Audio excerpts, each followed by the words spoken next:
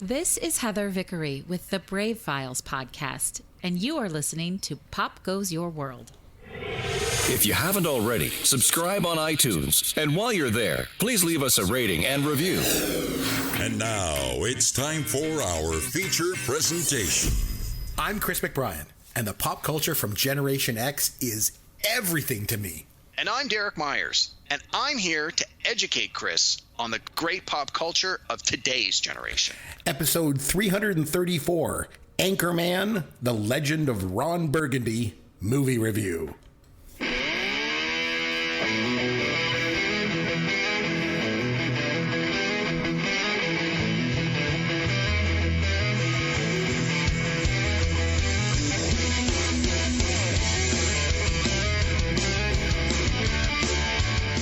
Hey, welcome to the show. I am Chris McBrien along with Derek Myers, and this is Pop Goes Your World, the pop culture podcast for the generations. Now, this week, Derek had us go back to 2004 to watch and review the Will Farrell comedy Anchorman, The Legend of Ron Burgundy. But before we get to the movie review, Derek, what pop culture have you been able to take in this past week, my friend? Hey, Chris, just a few things. First, I think that we should start by acknowledging that famous actor Robert Redford died this week. Dead. 89 years old. Yeah, I mean, he certainly lived a full life, long life. Obviously a very famous actor, became a director, political activist. He was the founder of the Sundance Film Festivals. And so, I mean, he certainly gave back to his community. And honestly, I've always been a big fan of his work. And so, I mean, not that he was doing a lot in recent years. I know he appeared in some of the Marvel movies a few years back as like a senior head executive kind of guy, obviously not a big role, but so he's still been on the screen. But so R.I.P. Robert Redford. And it's hard for this generation to understand just how big of a sex symbol that Robert Redford was. Like back in the 70s, he was like the epitome of, a sexy man to most women. Like he was just like, when you ever thought of like a handsome movie star, it was Robert Redford. Like he was the man back in the day. Yeah, I read a thing online, speaking of the like sort of younger generation. It's like, imagine he goes, Robert Redford. So in order to communicate who he was to the younger people, there's a meme going around going, the guy from the nodding meme has died. It's like, you lived this life where you made all these amazing movies and you won awards and you directed and you did all these things to do with charity and you gave back, and that's what they put on your thing is the guy from the nodding meme. Jeez. And it's like, well, it is what it is. So anyhow, we'll move. I figured since we're doing a comedy, we should start with the downer news, then of course go up from there. So okay, kick it off.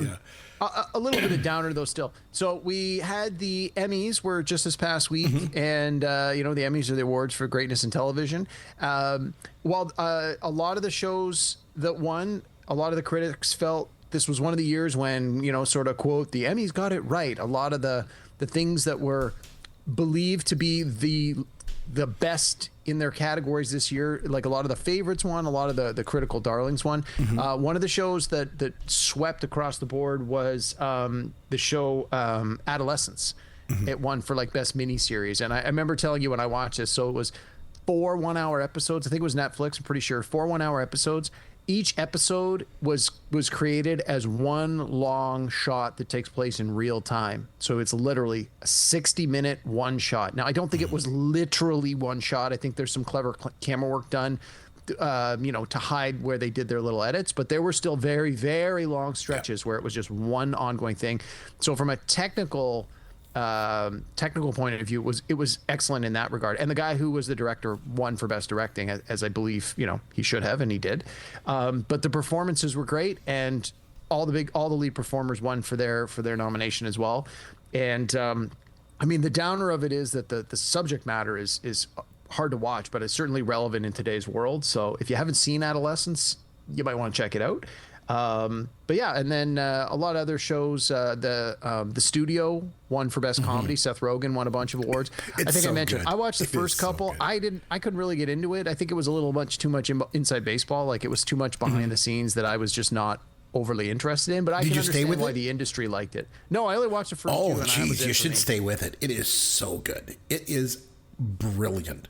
It's a brilliant show. I really liked it. Well, again, that was the consensus, which is why I tried watching it, and obviously the people that vote on these awards felt the same way. So, and sort of, I don't know if selfish is the right word, but I was kind of glad that The Bear didn't win because, like, really, it's not a comedy. It's not a comedy. I kept saying that to my wife. The show that was an actual funny show won, to me, like, I thought that was a good move. I think The Bear is a good show. It's decent and enough. that's what I've heard too. Again, it's not another bad. show that I tried to watch and didn't really care for, but people that watch it love it. It's good, but it is not a comedy. It's not even close to a comedy. So my wife and I watched a bit of the Emmys together, actually, believe it or not. And that's what I just kept saying to her, not a comedy, not a comedy. I was really surprised with, the win for, what's his name? He was in the show Somebody Somewhere. Jeff Hillier. Oh, yes. I think it was, I thought for sure that Rockwell was going to win for White Lotus because the monologue that he gives in that one scene is so good. When Walton Goggins goes to meet him in like Thailand or whatever at that bar, and then he gives this monologue about what he's been doing with his life. Oh my gosh, it's so brilliant.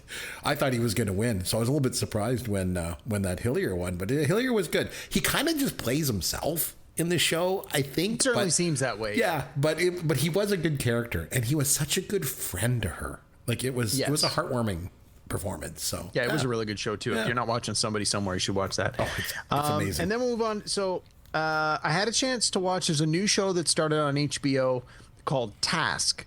It's a limited series. It's by the same creative team that did The Mayor of Easttown, which came out last year. Which, although I didn't watch it, it got a lot of praise. This one stars Mark Ruffalo, and it's he's an FBI, like sort of a washed-up FBI agent, and he gets put on this. The show's called Task. He gets put on this task force. There's a group of guys that are basically going around and robbing drug dealers and like biker gangs and stealing all their drug money. And so the FBI sort of, maybe we'll look into it, maybe we won't, kind of thing. And then in the first episode, after like we sort of join it in progress, you see these guys doing one of these takedowns, and apparently they've done like 8 or 10 of them already. And the one that we get to see while they're doing it, some people are killed and a young boy is taken hostage. And so that's sort of the end of the first episode. A little spoiler there. And then it's now the FBI is really into it. They're like, people are dead and a kid's missing. The FBI is all involved. So it's I watched the first 2 episodes, which is all that's out so far. It's pretty good so far. It's a little slow, but it's getting, again, very strong praise from the critics. So I'm kind of interested to see where this goes. So if you're looking for something new to watch and you have HBO, I want to say it's only 6 episodes and only 2 have come out so far. So if you want to wait and binge them all, you got a couple more weeks to go. But if you want to watch it week to week, they're an hour each. And I believe they are Sunday night. So they're sort of being set up as like there's always a big prestige show. That's the prestige show. And then I had a chance to watch 2 movies. Okay. We watched Anchorman this week, and as I'm watching it, Paul Rudd is one of the main characters, which we'll talk about when we get into the review. And I thought, you know what? I'm going to go back and watch Ant-Man. So I called up the Marvel Cinematic Universe and watched Ant-Man. Chris, you have not seen Ant-Man in the Marvel Cinematic Universe? I have not. No. It was fun. The only MCU movies I've ever seen are the ones that you've made me watch for this podcast. That's it. Right. Okay. Well, anyway, I went back and watched Shocking, I know. Ant-Man after I watched Anchorman, and so no, it was good. It was nice to see Paul Rudd actually look normal and not like he did in this movie. And then finally, last one, and I've said this before, and I'm going to keep saying it. Man, oh man, the streamers have my number. They're like, you might like this this movie. The algorithm really gets you. They're getting me now. Yeah, it's like anything else. Once you have enough data, you're starting to really nail it down. So I want to say it was Amazon that I watched it on. It's a movie called Pain Hustlers. It's from a couple of years ago, 2023. Now, so the cast is Emily Blunt, Chris Evans, Catherine O'Hara, and Andy Garcia. And I was like, okay, I like all these people. I watched the 30-second trailer and went, I'm in. And the premise is that Chris Evans and Andy Garcia are working for a pharmaceutical company, and they're trying to get a new drug on the market, and sort of loosely based on a true story. And Emily Blunt is this single mom who's down on her luck and just needs a job, and but she's a good like saleswoman, and so she basically, hence the hustler in the title, Pain Hustlers, she goes out and manages to convince some doctors to start prescribing this new medicine, and of course it takes off, and the pharmaceutical company makes like millions and millions of dollars, and Catherine O'Hara plays her mother, who she also brings in as a sales rep.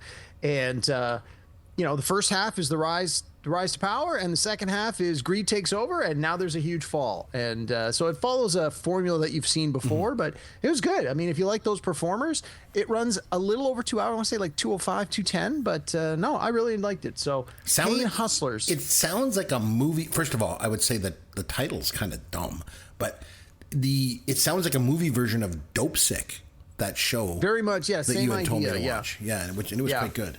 So. Yeah, no, this one was good, and much like that one, it's like once the law enforcement gets involved and people start to get captured, like everyone starts to rat on their friends and stuff. So it's interesting to sort of see who's left standing at the end, and it is loosely based on true story. So at the end, they sort of show you some of the real people, and they're like, "This is what happened to this guy, and this is what happened to this person," which I always like when you have that if it's based on true story. So anyway. Yeah, that was my week. How about you, Chris? What'd you get up to? A couple things. First thing I want to mention is a little bit of housekeeping that we have to do around here. So recently on the podcast, we actually celebrated something very important. It was Derek's birthday.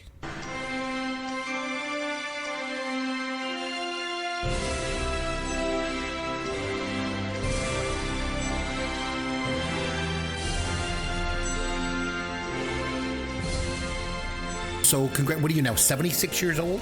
I think it is. Yeah, something like that. Yeah. Close to 100, you know. Yeah, you're old. So I also did something. I did something a little different, like different for me anyway. So, Derek, I went to a concert in this past week. And I thought you were going to say you went to a theater to watch a new movie, but okay, concert. I'm with you. As if that's going to happen. It's me, for crying out loud. So this was not just any concert either.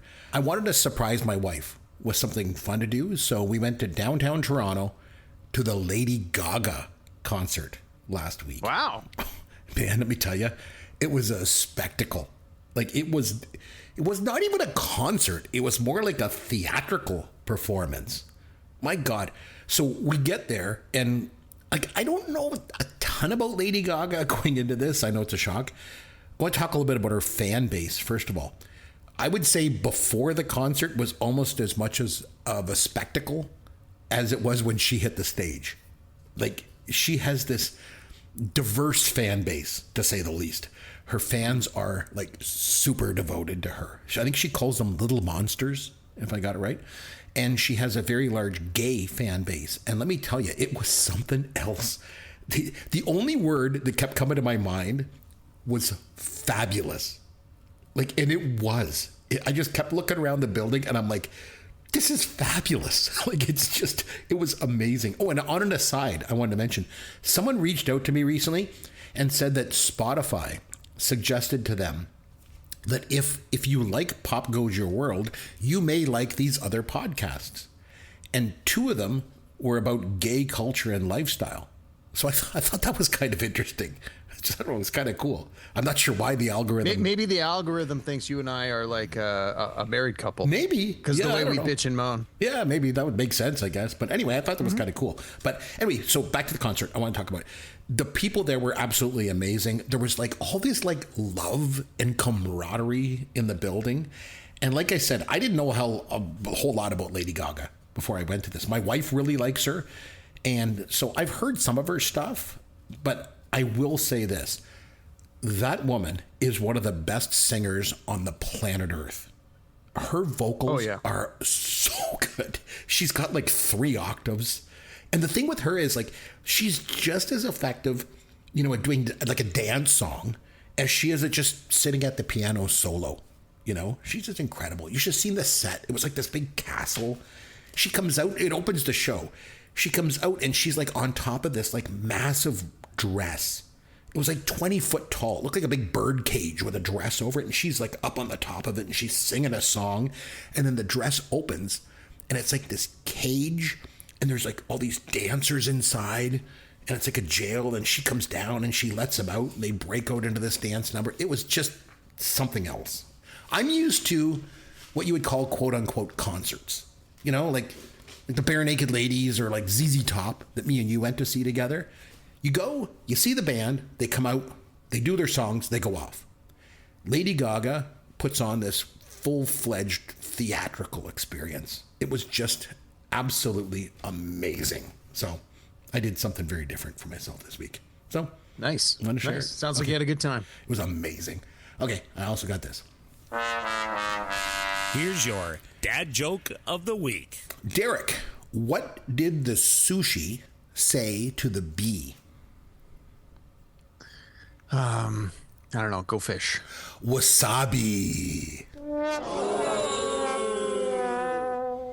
Yeah, your fish is cooked after telling that joke. Okay, yeah.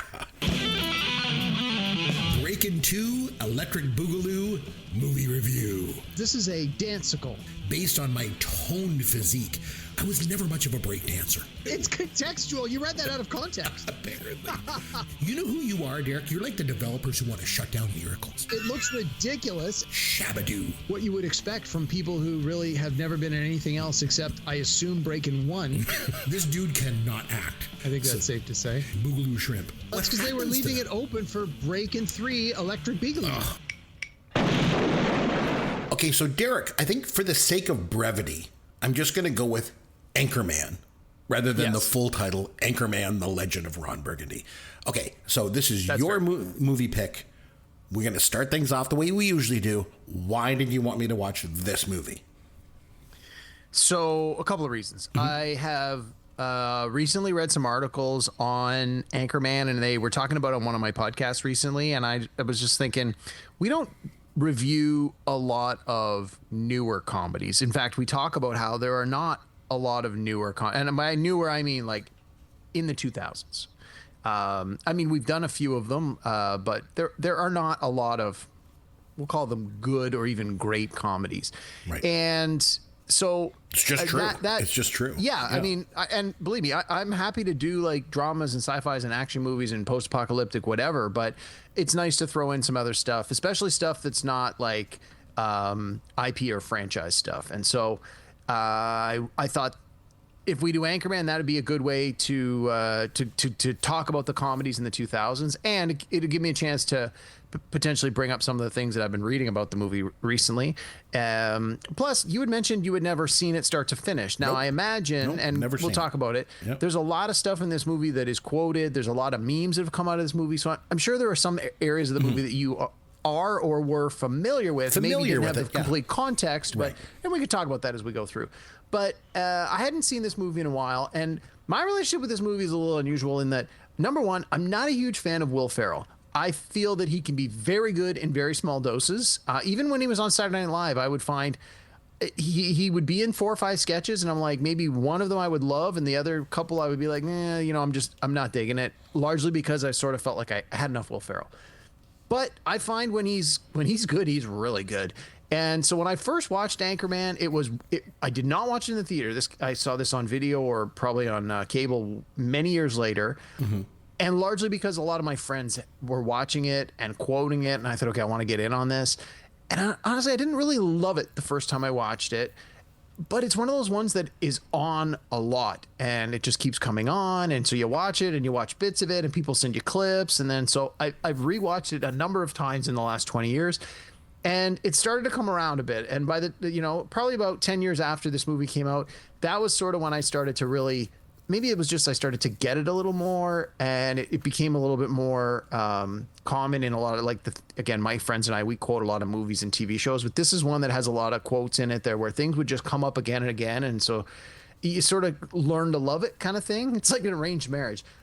We get along, but it takes a while before there's some real love. And I feel that's sort of how I felt with this movie. It's when I first watched it, I liked it, and I could, it was what it was. But the more I watched it, the more I got into it, and now I really, really enjoy this movie. So I thought, well, let's see if you have any sort of the same reaction I do. Maybe you watched it and didn't love it right away. Maybe you thought it was great. Maybe because it's had some time to age, your first impression of it coming to it 20 years later is different than my impression coming to it only a year after. So in any case, take it away, Chris. What do you think? I guess we'll find out. You're right. I had never seen this movie, so I went into it kind of fresh. Okay, I just want to preface things here, okay, by saying that I'm going to make 0 new friends this week, okay? What was the running time on this? Hour and 34 minutes, right? 1 hour and 34 minutes, yeah. 94 minutes of my life that I will never get back. Jeez. Derek, we've been doing this show for 10 years. We've reviewed over 200 movies. This is, hands down, the single worst movie I have ever seen in my entire life. Wow. Okay. I'm going to get that's hardcore, emails. man. I don't care. This movie. I wanted to turn this movie off after 15 minutes, and I totally would have turned it off. I kept saying I was gonna, and it was actually my wife. She's like, "Don't you have an obligation to watch it for the podcast?" There you go. So she kept me from turning it off. Probably at least 5 times. I was gonna turn it off. Okay. Nothing in this movie hits. Nothing. Not the cast, the script, the performances, the costumes. None of it. It's a hot, sick mess. And I know I'm pretty much alone on this because there's people that love this movie. Like, I have no idea why, but people like it. I just don't understand. And speaking of which, 2004, I took a look at the box office. Do you want to take a guess what you think was the number one film at the box office in 2004? Let's see. Lord of the Rings probably already came and went. It's probably one Yeah, of the Harry Potter 2003 was movies. the last one of them. Yeah, I'm going to say probably one of the Harry Potter movies. Harry Potter and The Prisoner of Azkaban came out that year, but it was fourth. What about number one the movie? Johnny Depp pirate one? Pirates of the Caribbean, one of those ones. No, actually. The number one movie was Shrek 2. Oh, okay. Followed by Still a sequel. Spider-Man 2. Okay, another sequel. And then number 3 was The Passion of the Christ. It was a big movie. Jeez, forgot all about that. Yeah. And Harry Potter and the Prisoner of Azkaban, like I mentioned, was fourth. And number 5 was The Incredibles. And then rounding out the top 10 was The Day After Tomorrow, The Bourne Supremacy, Shark Tale at 8, The Polar Express at 9, and National Treasure at 10. So Anchorman finished in the 27th spot with $85 million at the box office. The top 22 movies all made more than $100 million that year. It's just crazy. Oh my gosh. So it did very well at the box office. So it wasn't even like, I think some people consider this to be like a cult classic. Like it's built its audience. It gained a huge following on video after. And again, like I said, I listened to a couple of podcasts. I read some things on this in the last few weeks, and that was one of the things they talked about. It did well in the theater. 85 million is good. Like that's it. Yeah, and it did very great well. on home video, on DVD sales, and on cable. It just, that's where it really picked up. And they were like, if you were of a certain age, a certain demographic when this came out, like this was your movie. And that one of the guys on the podcast, that's what he said. He's like, I was in college when this came out. He's like, it didn't matter whose dorm room you went to, this movie was always playing. Somebody always had it on. Everybody owned their own copy. Everyone knew all the lines. It's like, yeah, there's a certain slice of life where people are like, that's my movie. Just wasn't for me, let me tell you. But it's not like it was like kind of a bomb. Like it only made $4 million and then it just became a cult classic. It did very well. It made 85 million, so it was popular. It was enough to spawn a sequel, and then it went on to become a cult movie, I guess, as well. So let's start with the cast. We normally like to take a look at actors that didn't get cast. I always like to look at that.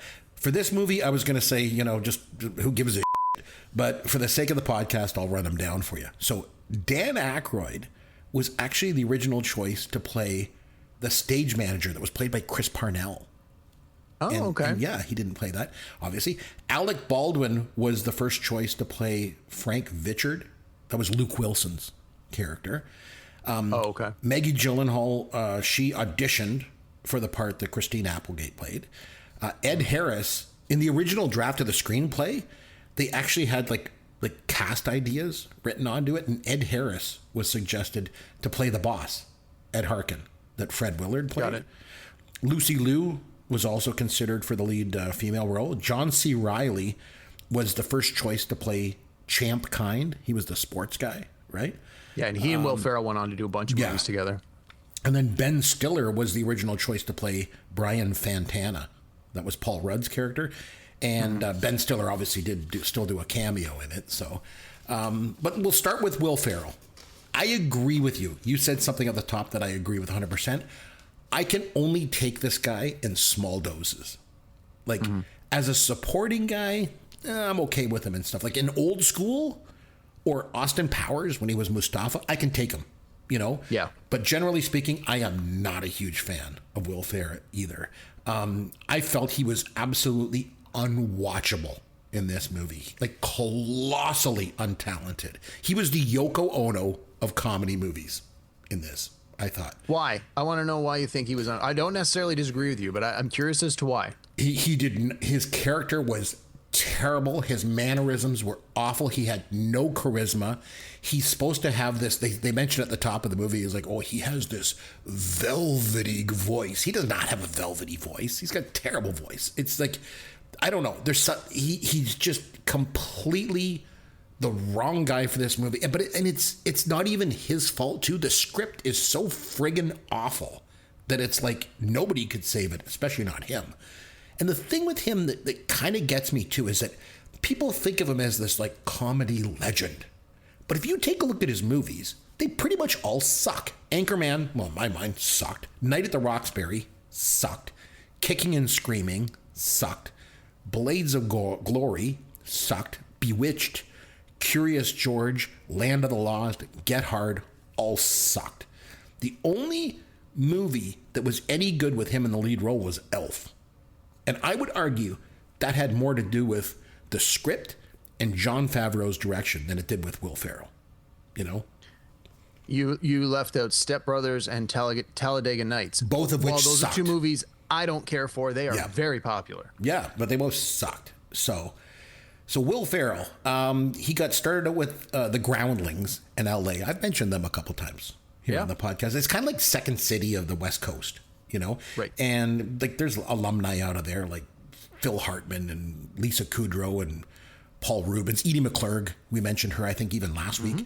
So they all got started with the Groundlings. So when Will Farrell was there in like the early 90s, because he joined SNL in 95. So he was with the Groundlings just before that. His cast members that he was with were Sherry O'Terry and Chris Kattan. And they went on SNL with him. And he obviously broke out when he got on Saturday Night Live. And then his first movie was Austin Powers, you know, where he played Gustav. And I thought he was okay in that. I liked him in Old School. And again, it's just better in small doses. But I did like him in Old School. Like that scene when he shoots himself in the neck with that tranquilizer dirt. I like that. I thought he was pretty good in that movie, but pretty much everything else he's been in, I think he sucked. But I would argue that he was miscast in this movie. I don't know. And I know that it almost sounds crazy for people that love this movie, but I don't know. I just thought he just did not work for me. So some background again, because I've been doing some research on this. So apparently he and the writer, I think it's the same guy writing and directing. Anyway, he and the writer, they'd been working on this for a while. That's it. Adam McKay. Yeah, he's the director and the writer. He's the guy. Didn't they do that internet thing? Was it Funny or Die together? They did that where they put together all those like little shorts and stuff like that. And even that was hit and miss too. So, but anyway, they were saying that Adam McKay had been working on this script for a while, and it was essentially the conception of where it came from was he was trying. It was a satire of the Bush White House. And so like Ron Burgundy was supposed to be a stand-in for George W. Bush. And that was basically his note to Will Farrell is like, play him like you see Bush. And the idea was that they wanted to do a social commentary on the Bush White House. And they figured if they set it in the 70s, they could basically spoof what was going on in the 2000s by making that parallel of you have these guys that are, you know, these white men that are painfully ignorant, but so confident in their ignorance that things are that what they say is true and what they want is going to happen, and no accountability and do whatever they want. Sounds like 2025. And for whatever reason, people continue to love them, and they can never do wrong. And it's like that was sort of the creative spark that brought them to the idea for this. So, I think that again, I had never sort of understood that as the reading of it in my viewing of the movie. I mean, I got some of what they were talking about, but hearing some of these things in this podcast I was listening to, they were talking about all this background stuff about how it was like, oh yeah, this was a direct parallel to these people in the White House at the time. This character is a direct comparison to this character. And I'm like, well, again, if I understood who those people were in real life, that might have made it a little funnier. But again, you don't need to have that background. But for someone like you, maybe you're like, I don't like this movie. I think it was garbage. It's like, I think if you were able to sort of make some of those parallels, or if you knew some of that going in, you might have been able to find another level to the movie that you might have enjoyed it a little more. Doubtful. Okay, Christina Applegate. I would say in general, I like her. I thought she was good on Married with Children. And before that, she did all these small guest spots on TV. She was on like Charles in Charge and Silver Spoons and Family Ties. I remember she was in Jennifer's girl band that traveled the country singing all these old Motown hits. I remember that. And funny enough, that was not her only foray into music, Derek. Do you remember the Pussycat Dolls? Remember they had that hit song? I've heard of them. They had a song, it was like, Don't You Wish Your Girlfriend Was Hot Like Me? It was like a big hit they had there. Sure. She was one of the founding members of that group. She left before she left before they started releasing all these songs and stuff. But the thing is about her that's interesting, she was a successful TV actress, but she never really translated that into the movies. Now, she had to deal with some health issues over the years. In 2008, she had breast cancer, which resulted in her having a double mastectomy. And then in 2021, she was diagnosed with multiple sclerosis. Now, she has come out and said she's likely done acting in front of the camera, like going forward, but she might still work behind the scenes or maybe even do voice work or something like that, she said. But for me, she was the one thing about this movie that I actually didn't hate. I actually didn't mind her in this movie. It wasn't enough to save it from being a steaming pile of crap, but at least I didn't hate her in this. Mm-hmm. What about you? Yeah. No, I thought she was great. And one of the things that I was reading, that sort of reinforced it is you could look at this movie from a point of view of this is really the Veronica Corningstone movie. It's a story about her rise. Like Will Farrell as the Anchorman is there, but you could very easily say, the focus of the movie is it's her movie. Which makes the title... She's not the title. Which makes the title all that much more stupid because it's about the legend of Ron Burgundy, and they don't even get into the legend. It's just, it's so stupid on so many levels. No, I agree with you. You could almost look at it like it's her story, right? Yeah. Yeah, it's her rise, right? Yeah. Steve Carell, want to talk about him. I like him. He got started at Second City in Chicago. He wrote a sketch when he was at Second City that it's a sketch they still do today from time to time. I've seen them do it in Chicago. I've seen them do it in Toronto at the Second City there. The sketch is called Pictionary, and it's these couples have a get-together one night, and they're all playing Pictionary, and then just all hell breaks loose. And it's really, really good. And I'll never forget, I always remember I saw him in an interview once, and he said when he joined the main stage cast at Second City, he was like, that's it. He thought he had hit the heights and just, finally made it, little to know that he'd go on to so many more things. When he was at Second City, his understudy was Stephen Colbert. Oh, and, really? Didn't know that. And they went on to work together to do the Ambiguously Gay Duo, if you remember those animated shorts. I do. I didn't realize they were the brains behind that. Yeah, they actually started that bit on the Danny Carvey show, and then they moved it over to SNL. So I like Steve Carell. You never watched The Office, though, did you? You never liked that. No, I couldn't get into it. Believe me, I tried. I knew how popular it was. I just could not get into it. Yeah, but he was really good on that show, and I thought he was fantastic in The 40-Year-Old Virgin. I like that movie. Yeah, now that I've seen a bunch of times. He's great in that. Derek, the thing is, that movie had a heart. It had a heart. Anchorman didn't have a heart. It was just an empty shell of crap.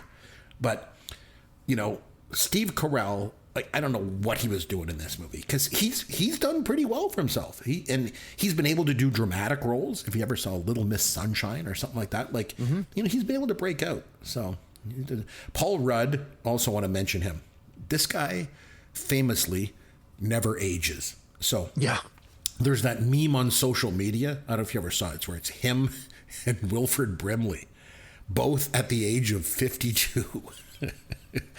Paul Rudd looks like he's 20. Wilford Brimley looks like he's got one foot in the grave. It's so funny. But he's interesting. Like, he's pretty much always been a supporting actor. Like you mentioned, he did Ant-Man. I guess he was the lead in that, right? Yes. But again, it's got while he is the title character in Ant-Man, they put a lot of bigger actors around him. Like it's a small ensemble cast. And again, although he then appeared in other movies, he always had other performers there to help him. And I think you're right. I'm like, I like him. And I find usually when he's on screen, I'm enjoying I find he's usually pretty good. But yeah, I don't think he's the kind of performer that could just carry a movie for 2 hours without some help. Yeah, I don't know. I think my favorite role of his was when he was on Friends. He was Phoebe's boyfriend. Yeah, he was in the last season. Yeah, they ended up getting married. I think he was originally only hired for like a one-off episode, but I think fans just loved him so much they just made him like a semi-regular. I don't know. I liked his character on Friends. He was like a genuinely good guy. He was the guy Phoebe deserved to meet and be happy with. I liked him. But he's probably as famous for never aging as he is for acting, unfortunately. But just kind of his thing. So, okay. But he is, in my opinion, he had some of the best parts of this movie, which we'll get into it. Yeah. Well, that ain't saying much. Okay. So who else was in this stupid thing? David Koechner. What's with that guy? That guy just rubs me the wrong way. I don't know. I think he gets these parts in these movies just because he's funny looking and has a crooked mouth. That's it. Like, I don't know. Why does this guy get parts in these movies? He's no good. I don't know. You like him at all, or you think he's funny? No, I can take him or leave him. Again, he always seems to play like a jerk, and I don't know if that's just he's got that kind of face where you're like, yeah, that guy looks like he's going to be a douche. Let's just cast him. My wife was asking that. She's like, man, it's too bad that guy never went on to do anything. Or not too bad, but she's like, hey, I don't think that guy went on to do anything else. And I said, well, he was in the TV series The Goldbergs. I'm just looking it up now. He was in almost 40 episodes, so because he played one of the neighbors, so he was in a lot of episodes.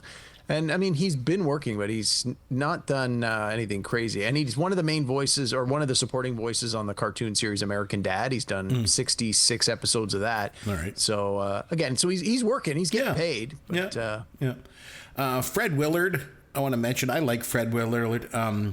He's done some interesting work over the years. Not in this movie, however. He was absolutely terrible in this film. I thought so. He fit right in. I did not care for him in this. He fit right into this movie. So a couple roles of his I want to mention. So, I don't know if you ever seen Waiting for Guffman. I have not. I'm familiar with it. I have not seen it. He's so funny in that. He's like, they do this interview with him and his wife. His wife is played by Catherine O'Hara, and he's like, yeah, I recently had to have some surgery. It was actually penis reduction surgery. And then just the look on Catherine O'Hara's face of this disappointment. It's such a funny scene. And you can just tell they're improvising the whole thing. It was so good. Remember him in Moving Violations? That's a little comedy from the 80s. I remember Moving Violations. What was he? So he was the doctor. He works on cars, but Wendy Jo Sperber thinks he's a real doctor. And so he says to her, oil it up and run around the block or something. Exactly. I want to really get a look at your back end. I'm going to get in there. I'm going to root around and find the problem. And he's like, I do celebrities too. Just last week, I reamed out Roger Moore. He was thoroughly satisfied. It's such a funny role. And I don't know if you've ever seen Best in Show. That one I have seen, yeah. Oh my God, he was amazing in that movie. I thought he should have been nominated for Best Supporting Actor Oscar for Best in Show. I thought he was that good. And he was quite good. There was some buzz about it at the time, but back in 2000 when it came out, but there's no way the Academy was going to nominate an actor for a role that was pretty much entirely improvised. Like, that's not going to happen. But anyway, I think that's pretty much everyone. There was cameos by Tim Robbins and Ben Stiller. I have no idea why they would appear to be in this crowd. Yeah, I have no idea. And like Chris Parnell has small role, Fred Armisen, Seth Rogen, Catherine Hahn. Like, some of these people show up and you're like, oh, they're in it for one scene. Like Danny Trejo played the bartender for 30 seconds. So I think it's one of these ones where it's like, let's just put all our friends in the movie so they can get a credit and a paycheck. And it's like, okay, that's fine. Like, even Judd Apatow was in one of the and he had one line. I'm like, oh, again, put him on there, give him a SAG card. Let's get him paid. I thought I think it was the scene with Seth Rogen, I thought for sure it was Josh Gad. I'm like, I think that's Josh Gad. And I went and looked up in the credits, and he was not credited. So maybe it was just me thinking of it. So, okay, after all that, let's talk a little bit about this movie. So I have one recurring question. for this. Sure. Okay. Is this supposed to be funny? Because this movie is funny. It is not. No, it's not. It's not. I'm going to be asking that question a lot. I want to give you some examples. So, sure. He describes his apartment, and he's like, I have leather-bound books, and my apartment smells of rich mahogany. Is that supposed to be funny? Well, he's like making it up. Yeah. I don't know. At one point, he's like laying in bed. You see a retainer on his braces, like on his top teeth. But it's his bottom row of teeth that are all crooked. I don't know. Is it like a... I think it's part of the joke. And the dog It's had supposed a to be retainer as funny? well. Again, it's sight gags. A lot of, yeah. I don't know. There's that whole closet full of cologne. Was it like Sex Panther or something? That. I love that. Yeah. Where he's like, oh, it's Sex Panther. 60% of the time, it works every time. And then when he goes out and everyone starts like, what's that smell? Oh, my God. And he's like, it smells like, when one girl goes, it smells like Bigfoot's. Oh, I remember the one girl says it smells like a used diaper filled with Indian food. Yeah. You know? But I mean, I don't know. It's just... But that's one of those ones that it's like, that's a quote that like people say all the time. It's funny. It gets repeated a lot. But even like he goes outside and they're like hosing him off. Like, yeah, it's not funny. No, it's... I don't laughed. know. I'm laughing right now thinking about it. That's funny. Well, I guess the thing for me is it's supposed to be this like humorous look at 70s misogyny. But here's the thing, man. It's not a funny subject. Like, it's not a subject that's ripe for mining for comedy. It reminds me of that scene in Life's Too Short. That was a TV show that had Warwick Davis on it. And right, yeah, you've mentioned that before. There's a great scene. Liam Neeson one. Yeah. Wants to audition for Ricky Gervais by doing improv with him. And he's like, I have AIDS. And they're like, it's not exactly, a subject that's ripe for humor, And I feel like it's the same thing here. You could totally do a 70s throwback, but this movie ain't it. This misses the mark on everything. Like, not one joke lands for me. Not one. I don't know. Hour and 34 minutes of my life I'm never going to get back. He's talking about San Diego at one point. And he's like, oh, yeah, the Germans discovered it in 1894, and they called it San Diego. It means whale's vagina. Is that supposed to be funny? It is funny. It's not funny. Again, it's funny because he's so confident in his ignorance. And she calls him out on it, and he's like, well, we'll just have to agree to disagree. Like, again, that's sort of the humor of it is that he's an idiot, but he doesn't realize he's an idiot. And whatever he says with the utmost confidence because he's absolutely sure that it is accurate and is not going to be dissuaded from it under any circumstance. And like that's a big part of the movie is that the guys are like that. I get that.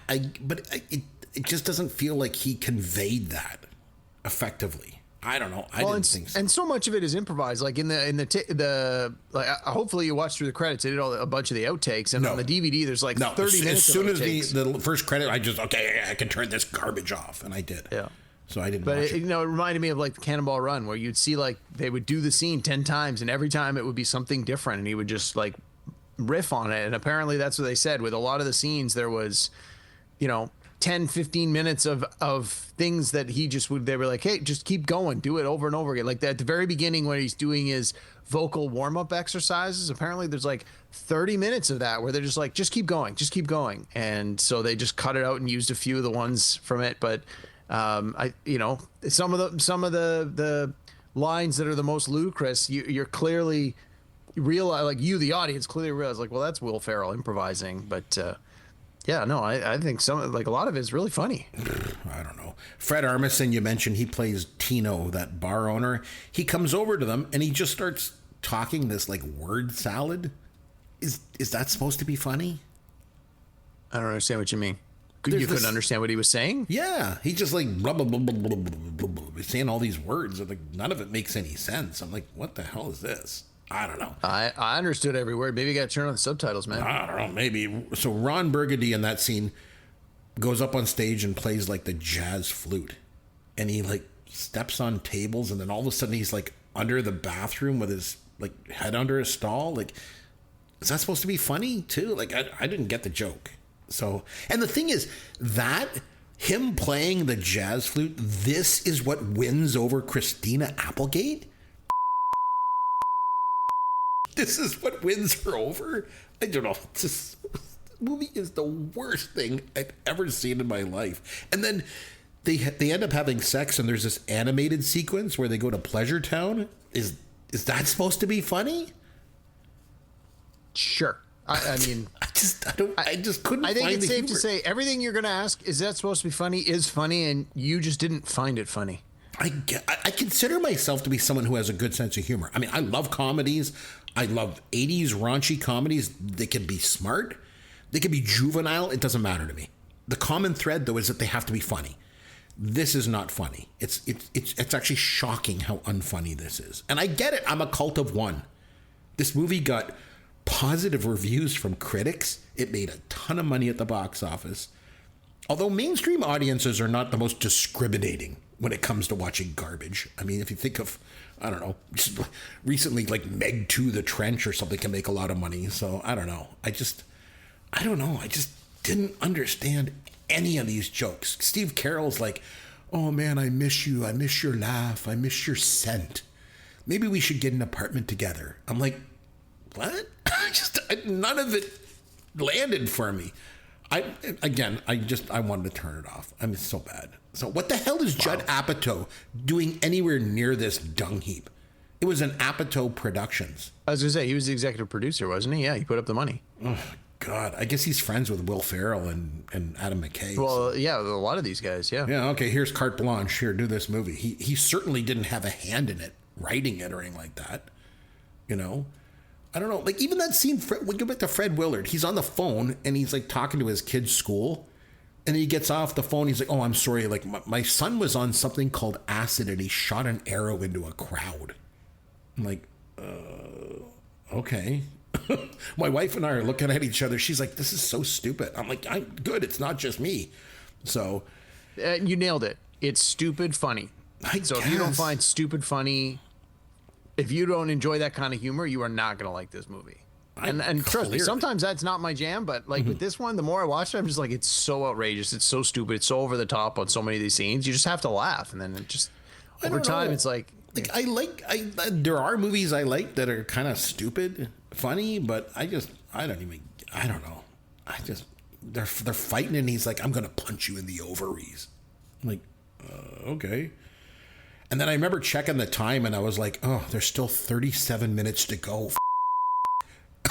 I cannot believe there's this much time. When he meets up with Vince Vaughn's team, you know, and they're going to do this like fight, and Vince Vaughn's team is like riding bicycles. I'm like, okay, what the hell is this all about? Like, he's like, you're the third place news team. Yeah, well, you'll soon be in dead place. I'm like, what? I just didn't understand any of it. What about that massive fight? There was like a sort of like a battlefield sword fight. It was, I guess that was funny. I guess it was just all the networks having it out. Yeah. It's stupid funny. It's outrageously ludicrous. They all just show up in this alley and start fighting. He fights her at one point too. They physically fight in the office too. Yes. They're like punching when she each makes other. fun of his hair. Yeah, I don't know. I don't know. I just didn't get it. I don't know. This is hands down the worst movie I've seen in my entire life. This piece of made $85 million and got a sequel. What is the world coming to? I just don't. This at the scene at the zoo, I wanted the bears to eat them. I wanted them to eat them both. That would have been a happy ending. I'm not saying it would be funny. That would have been horrific, but it would have fit in with the rest of this movie. I don't understand it. I didn't think you would love this, but I didn't think you would detest it this much. It is That's so crazy. Awful. I don't think I've ever seen a movie in my life that misses on every single aspect like this one did. I would rather jump into that Kodiak bear pit than ever watch this piece of again. Like, that's how bad it was. After watching this, I was aching for one of your post-apocalyptic movies. Oh my God. So, I cannot believe how much I disliked this movie. Look, I don't know. Maybe it's just me. I don't know. Although my wife was like, this is terrible. So I'm not the only one, I guess. I'll bet if you're now your kids are a little young, but Yeah. I'll bet. Well, your oldest is probably old enough to get most of the jokes. I'll bet you if he watched it, he would laugh his butt off. I don't know. I'd be willing to make that bet because I mean, hopefully, if he did, I would pull that line from Smokey and the Bandit. I'd be like, "There's no way you came from my loins," because this movie is terrible. I want you to rate it out of 10 for me, please. Give it a 7. I've never done this before. I'm giving it a 0 out of 10. 0. 0. Wow. It gets he's like it's like Blutarski and Animal House 0.0. That's what it's getting. So sorry, man. Absolutely hated this movie on every single. Oh God. I didn't think you would love it, but I didn't think you would. You probably didn't expect this. Yeah. I didn't expect it either. I went in thinking, okay, I'm going to give this a chance and see what this is like. Don't really like Will Farrell, but I'll give it a chance. And I was like 5 minutes in, I'm like, what am I watching? Oh, this is painful. So yeah, 0 out of 10. Sorry. Like I said, I made 0 new friends this week. I'm going to be getting emails. Kidding. I don't care. I got to be honest. I'm not going to come in here and lie. So, all right. What do you say that we have some Fun with Caveman. I want to do something a little different this week. So last episode, you gave me trivia questions about things named like Mr. Something in pop culture. And one of the questions you gave me was about the song Mr. Tambourine Man by William Shatner, the spoken word song. And I had never heard it. Our good friend, Greg Martin, reached out to me and he was like, dude, you have to hear this song. You have to listen to it. So I did. I searched it out and I found it.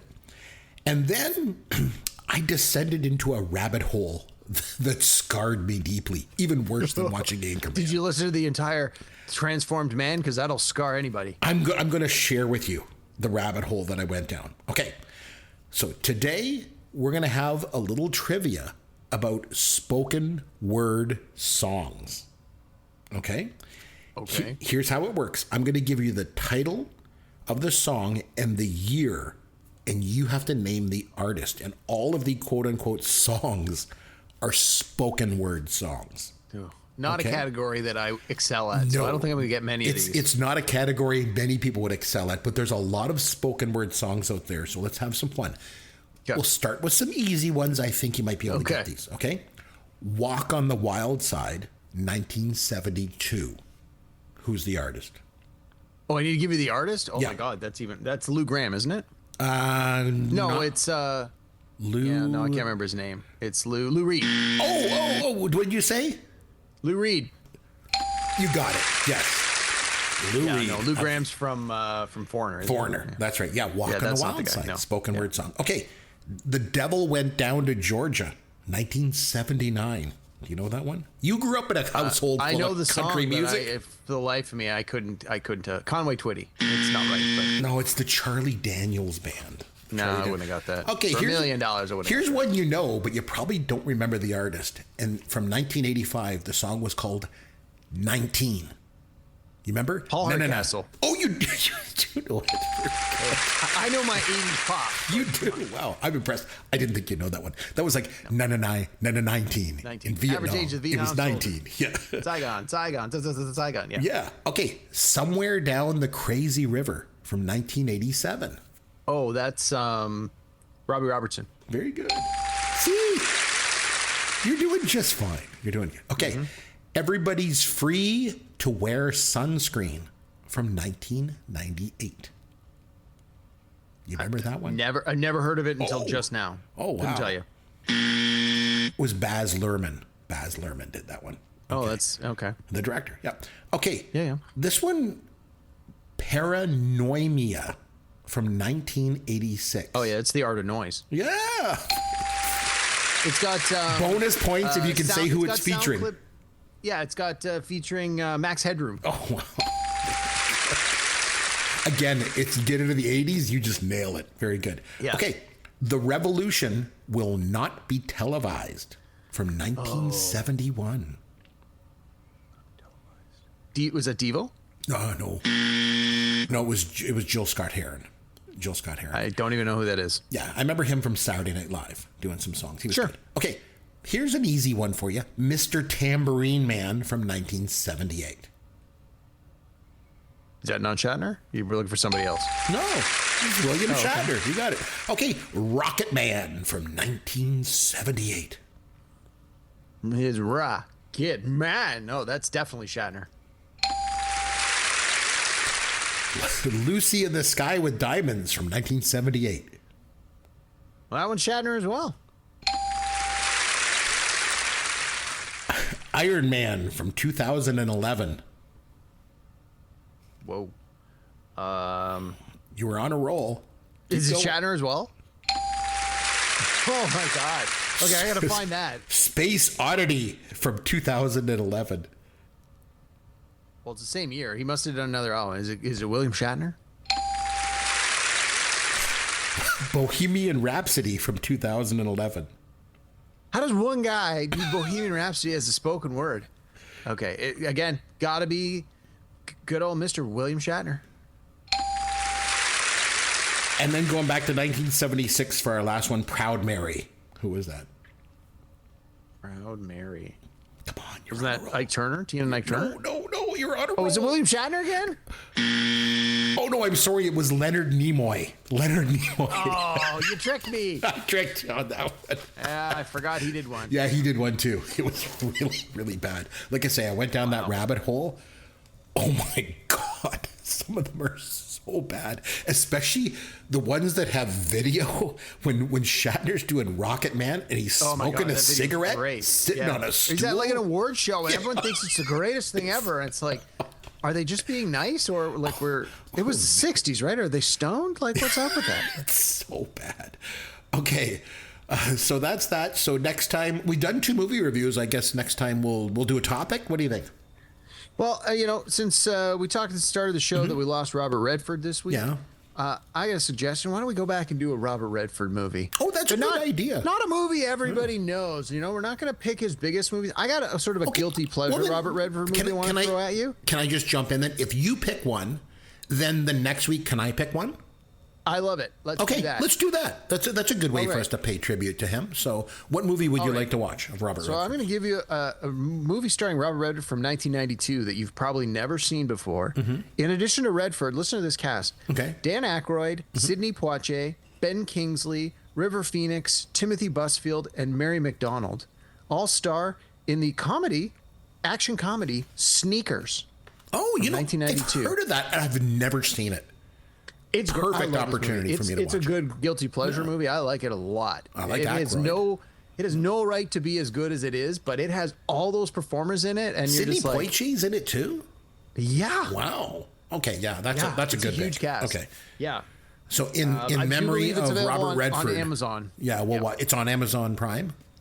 Yeah. I think it might be one of those ones where you need to have the certain subscription, so you may have to pay $5 for it. But yeah, no big deal. I don't mind doing that. Okay. So we will watch Sneakers from 1992, and we will come back next time. We'll review it, and then after that, then I'll pick one of Redford's movies, and we'll watch that. That's a good idea. I like that. Yeah, sounds good. Okay, so I'm Chris McBrien on behalf of myself and Derek Myers, and of course our producer Sloth, and we all want to say thanks for taking the time to listen to Pop Goes Your World, the pop culture podcast for the generations.